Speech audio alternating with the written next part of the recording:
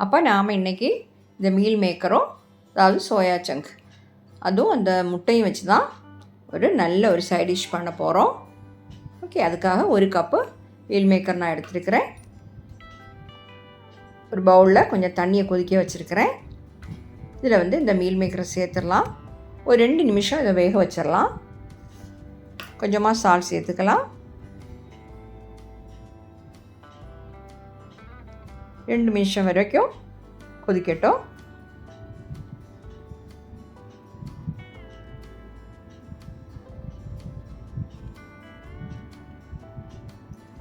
பாருங்கள், 2 நிமிஷம் ஆயிடுச்சு.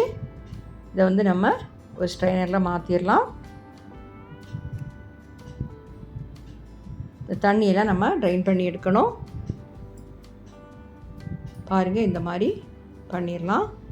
ஆறுனதுக்கப்புறம் நம்ம வந்து இந்த கை வச்சு நல்லா புழிஞ்சு அதில் உள்ள தண்ணியெல்லாம் சுத்தமாக மாற்றிடணும். ஏன்னா நம்ம ஃப்ரை பண்ணணும், அதுக்காக தான்.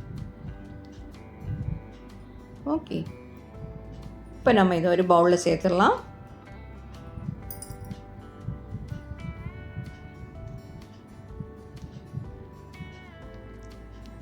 இதில் வந்து 1 டீஸ்பூன் காஷ்மீரி சில்லி பவுடர் தான் நான் சேர்க்குறேன்.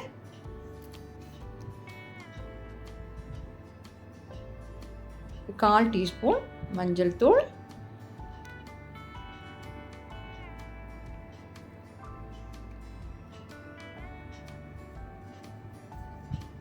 அரை டீஸ்பூன் மிளகுத்தூள் பெப்பர் பவுடர்,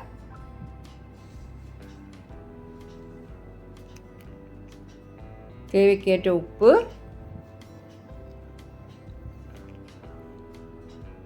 அப்புறம் வந்து 3 டேபிள் ஸ்பூன் கார்ன்ஃப்ளவர் எடுத்துருக்கிறேன். உங்கள்கிட்ட கார்ன்ஃப்ளவர் இல்லைன்னா நீங்கள் மைதா கூட சேர்த்துக்கலாம்.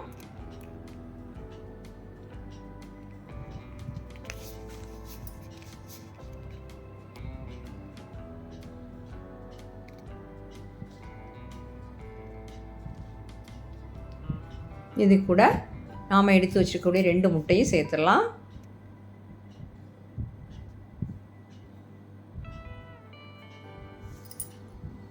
சேர்த்துட்டு நல்லா கிளறி விட்டுடலாம்.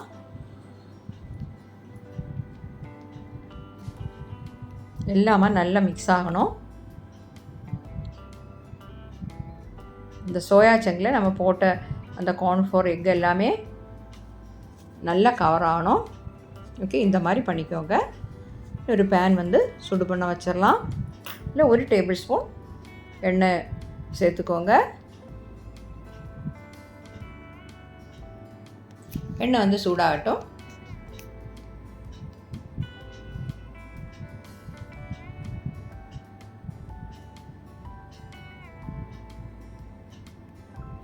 இதில் வந்து அந்த புரட்டி வச்சுருக்கக்கூடிய அந்த சோயா சங்கை சேர்த்துடலாம்.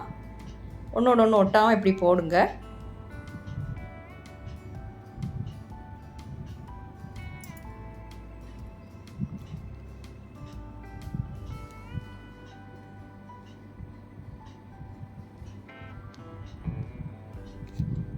ஃப்ளைம் கம்மி பண்ணி வச்சுக்கோங்க. மீடியத்துக்கு லோக்கு இடையில வச்சுக்கோங்க. சீக்கிரமாக இது ஃப்ரை ஆகிடும். என்னென்னா நம்ம வேக வச்சு வச்சுருக்கோம், சீக்கிரமாக ஃப்ரை ஆகிடும். நிறைய எண்ணெயும் தேவையில்லை.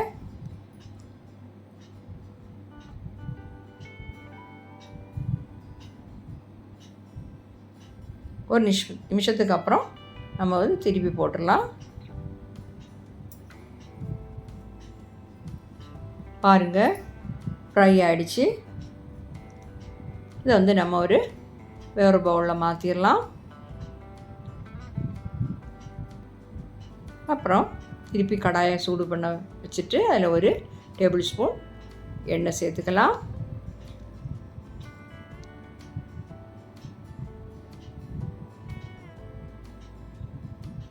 இதில் வந்து இஞ்சி இப்படி சின்னதாக கட் பண்ணி வச்சுருக்கிறேன்.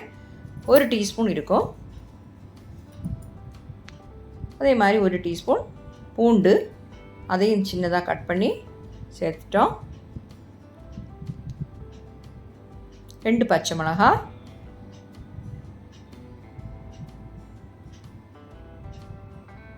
எல்லாத்தையுமா வதக்கிக்கோங்க. இதோட பச்சை வாசம் போயிடுச்சு. இப்போ வந்து 1 பெரிய வெங்காயத்தை சின்னதாக இப்படி கட் பண்ணி வச்சுருந்தேன், அதையும் சேர்த்துட்டேன். சின்ன வெங்காயமாக இருந்துன்னா நீங்கள் 2 சேர்த்துக்கோங்க.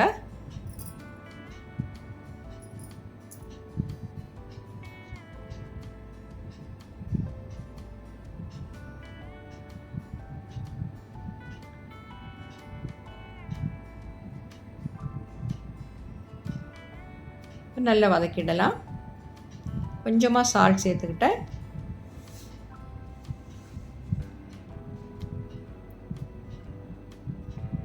இப்போ நம்ம வெங்காயம் வதங்கிடுச்சு. இதில் வந்து ஒரு 1/4 டீஸ்பூன் மஞ்சத்தூள் சேர்க்குறேன். 1 டீஸ்பூன் மிளகாய்த்தூள், காஷ்மீரி சில்லி பவுடர் தான் சேர்க்குறேன். ஒரு 1/2 teaspoon pepper powder, garam masala powder ஒரு 1/2 டீஸ்பூன் எல்லாமே சேர்த்துக்கோங்க. இதோட எல்லாம் பச்சை வாசம் போகணும்.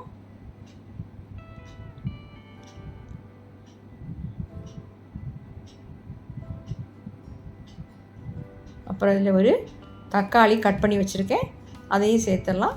இது கொஞ்சம் பெரிய தக்காளியான 1, நீங்கள் ரொம்ப சின்னதுன்னா 2 சேர்த்துக்கோங்க. இதை மூடி வச்சு ஃப்ளேம் கம்மி பண்ணி வச்சு வேக வச்சிடலாம். சீக்கிரமாக வதங்கிடும். அதில் உள்ள தண்ணியிலே நல்லா வதங்கிடும். பார்த்திங்களா, நல்லா வதங்கிடுச்சு.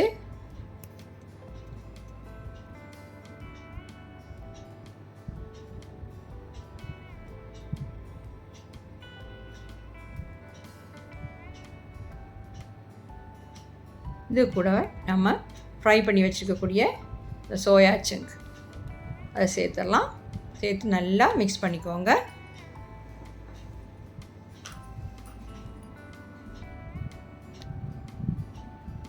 பாருங்கள், இந்த மாதிரி நல்லா புரட்டி விட்டுக்கோங்க.